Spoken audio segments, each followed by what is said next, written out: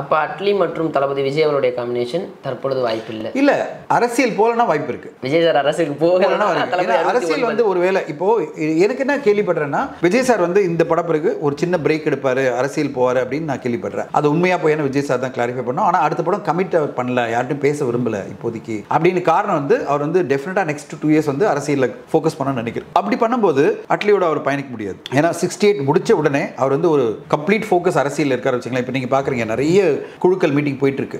அவங்களுடைய விஜய் தளபதி விஜய் இயக்கத்தில் வந்து பாத்தீங்கன்னா பல குழுக்களுடைய மீட்டிங் எல்லாம் போயிட்டு இருக்குன்னு அர்த்தம். அப்போ ஆப்வியஸ்லி அவங்க ரொம்ப சீரியஸா ஏதோ ஒன்று பண்ணிட்டு இருக்காங்க. நெக்ஸ்ட் 2 இயர்ஸ்க்கான ஒரு பயணத்தை தொடங்கிட்டாங்க. அப்படி இருக்கும்போது அவர் வந்து இப்போ இன்னொரு படம் கமிட் பண்ணுவாரா, அது அட்லியோட பயணிக்க முடியுமா அப்படின்றதுலாம் நிறைய கேள்விகள் இருக்கு. வெயிட் பண்ணி பார்க்கலாம். அது சேர்ந்தாங்கன்னா பயங்கரமாக இருக்கும்.